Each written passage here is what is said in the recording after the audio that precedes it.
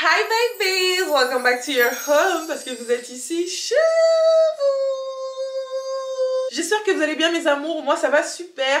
On se retrouve aujourd'hui pour une nouvelle vidéo et c'est le 27e jour de notre mois de KEVS. Le mois de KEVS finit le 31 comme vous le savez. Donc vraiment je compte sur vous, sur cette dernière ligne droite parce que là c'est clairement la dernière ligne droite. En vrai de vrai on est lundi, il se finit vendredi. Donc abonnez-vous à Donf si c'est pas encore fait. Commentez à fond les gars. Si vous avez rien à dire par rapport à cette histoire, commentez juste pour le référencement. Essayez de partager un maximum également.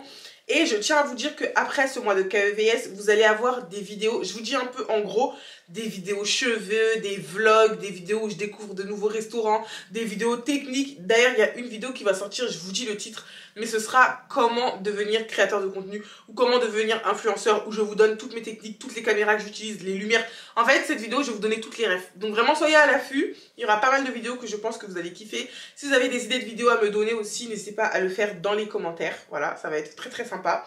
Et aussi, n'hésitez pas à cliquer sur le petit i juste là pour pouvoir regarder les vidéos précédentes et tout et tout. Et sans plus tarder, on passe à l'histoire d'aujourd'hui.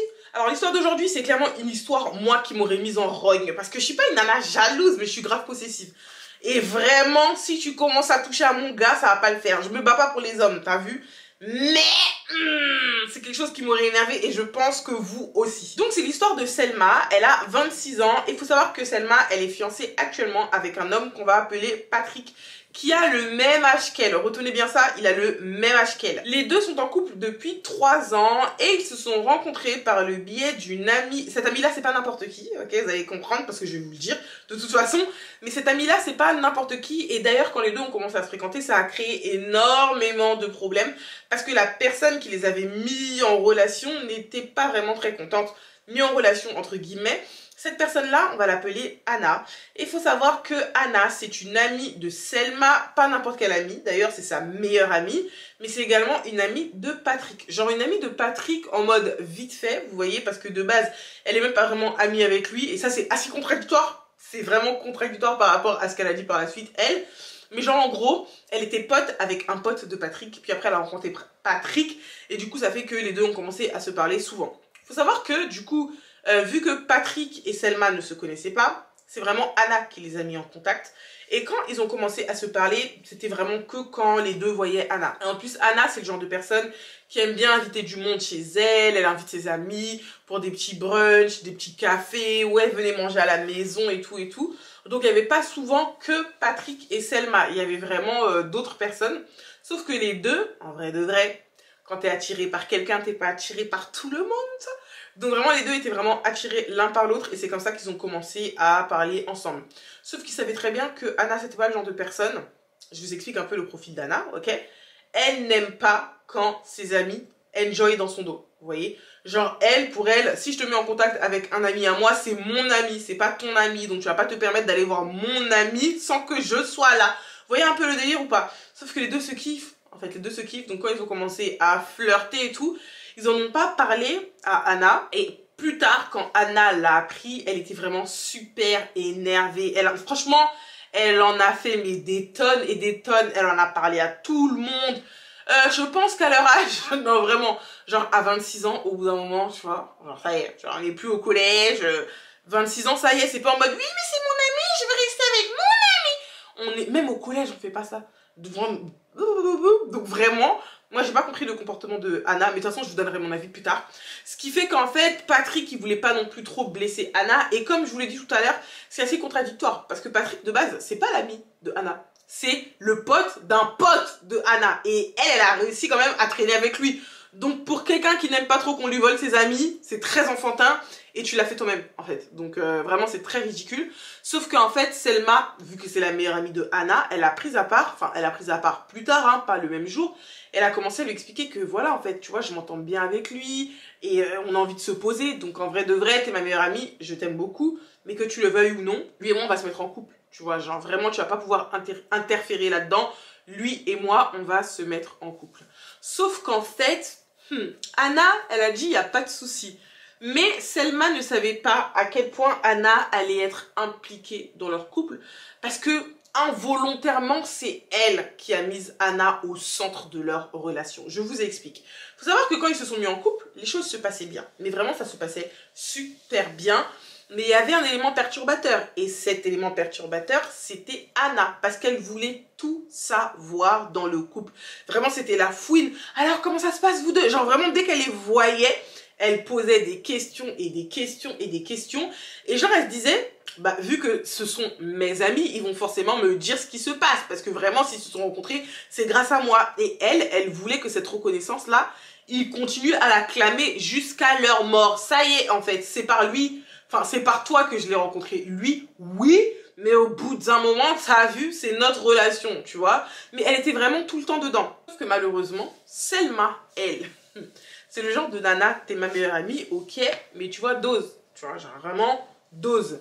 Mais Patrick, lui, il était vraiment pas comme ça. Oui, Patrick, c'est le genre de mec qui est capable d'aller raconter ton intimité à des gens d'extérieur, même si ce sont pas tes amis. Tu vois ce que je veux dire? Vous voyez un peu ce que je veux dire ou pas? Donc Patrick, il était comme ça. Ça veut dire qu'à chaque fois qu'il avait des problèmes avec Selma, ou pas de problème avec Selma, il allait voir Anna et il lui expliquait, ouais, il se passe ci, ça avec Selma. Et en fait, il se disait, et ça c'est ce qu'il a répété plus tard à Selma, bah, c'est ta meilleure amie, en vrai de vrai, je peux tout lui dire vu que toi tu lui dis tout. Sauf que Selma ne lui disait pas tout. Donc déjà là, ça a commencé à créer des petites tensions entre eux.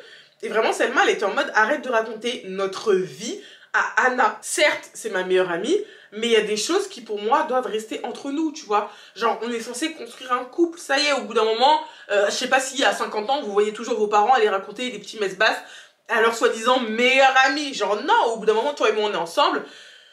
Pas que je mets ma meilleure amie de côté, mais la personne qui va se transformer en mon meilleur ami, c'est toi. Donc vraiment, si on a des trucs à régler, on le fait entre nous. On n'a pas besoin de solliciter les gens. Si tu vois que je veux pas t'écouter et qu'il y a un réel problème, là, oui, tu peux solliciter les gens. Mais sans ça, s'il te plaît, essayons de garder notre intimité. Sauf que ça s'est pas du tout passé comme ça. Parce que Patrick ne voulait absolument rien savoir. Et à chaque fois, Anna essayait de lui tirer les vers du nez. Donc ça a commencé à créer une tension. Faut savoir que pendant une période, ça a été assez compliqué entre eux deux. Vraiment assez compliqué. Au niveau S, donc vraiment au niveau des relations intimes et tout et tout. Et en fait, Patrick, donc Selma, on avait discuté avec lui. Clairement, elle lui a expliqué que voilà, ces temps-ci, j'ai des problèmes et tout, et tout, et tout, et tout. Et lui, au lieu de garder ça entre Selma et lui, écoutez vraiment la dinguerie, parce que moi, ça, c'est un truc qui peut me faire péter les plombs. Oh, et quand j'ai lu ça, je me suis dit, mais c'est quel genre de mec? C'est quoi ça, en fait? C'est vraiment dégueulasse. Elle lui avait dit, j'aimerais bien qu'on puisse aller voir, toi et moi, un sexologue. Bon voilà, c'est comme un psychologue, mais pour le cul, t'as vu ou pas? Donc voilà, elle a dit j'aimerais bien qu'on aille voir un sexologue, qui pourrait peut-être m'aider à débloquer mon problème et tout. Je rentre pas dans les détails, vous voyez, je rentre pas dans les détails. Mais lui, ce trou du cul, au lieu de lui dire vas-y, ok bébé, y a pas de souci, on va aller voir le sexologue, comme ça on va pouvoir discuter. C'est un professionnel, et c'est quelqu'un qui va pas te juger en fait. Et c'est pour ça que Selma voulait qu'ils le fassent tous les deux. Elle voulait vraiment l'impliquer là-dedans parce que c'est quelque chose qui les concerne tous les deux. C'est logique, je pense que c'est logique les gars.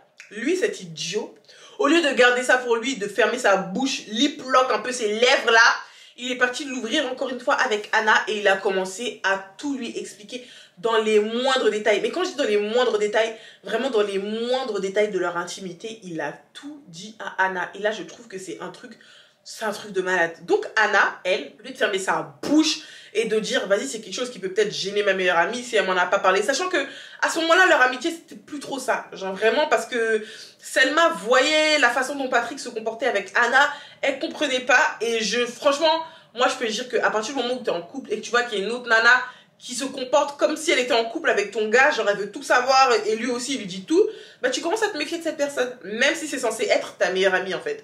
Donc elle a commencé à se méfier de Anna. Et du coup, bref, Patrick il est parti tout raconter à Anna, vraiment dans les moindres détails. Anna qui vient vers Selma.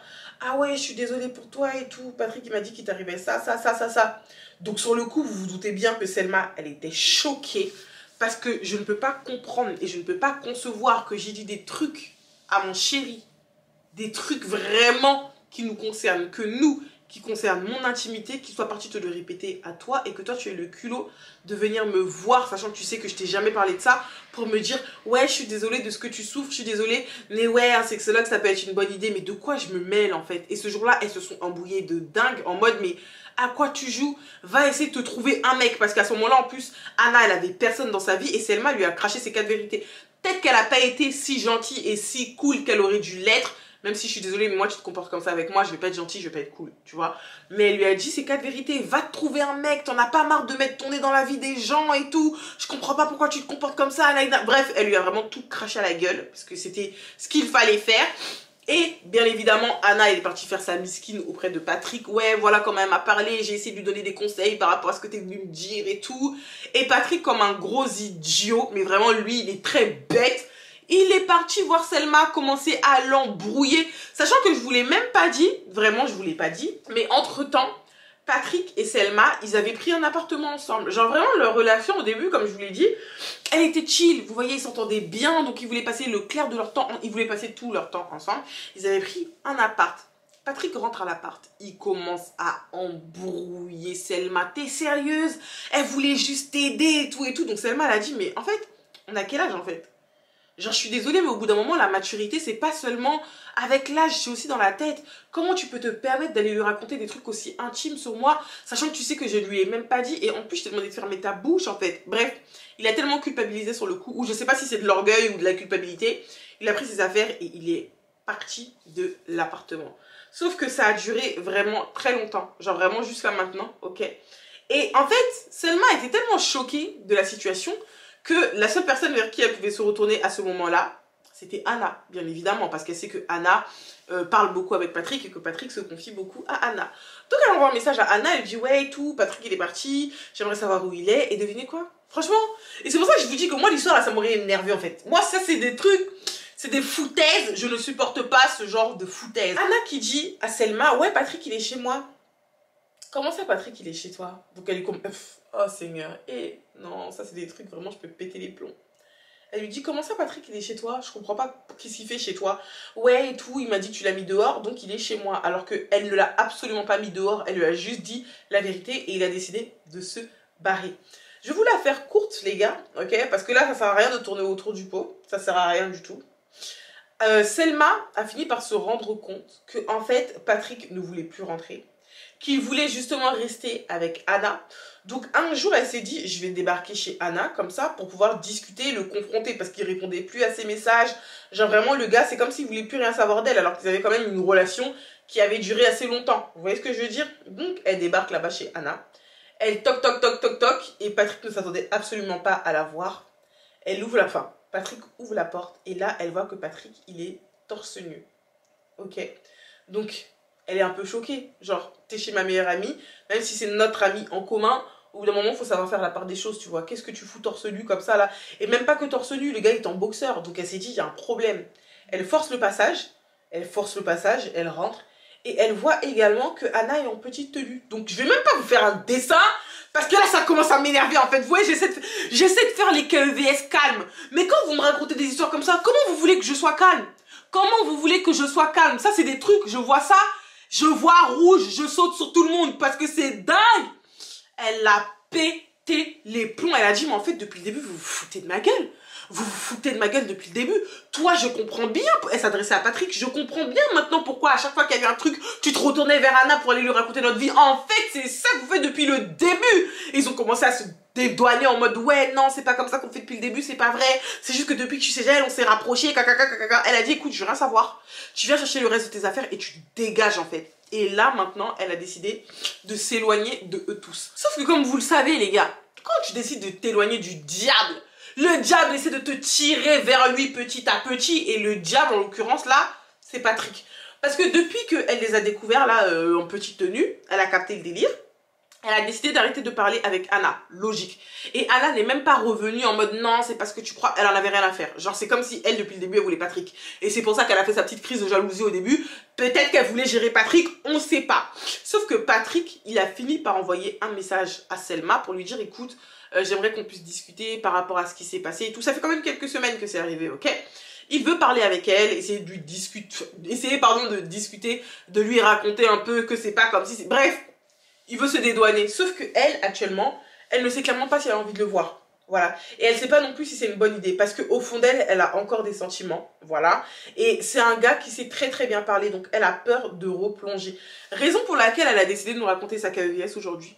Pour savoir si elle devrait accepter la soi-disant confrontation et les soi-disant explications de Patrick ou non, et qu'est-ce qu'elle devrait penser au fond de Anna, même si on sait tous que Anna c'est une...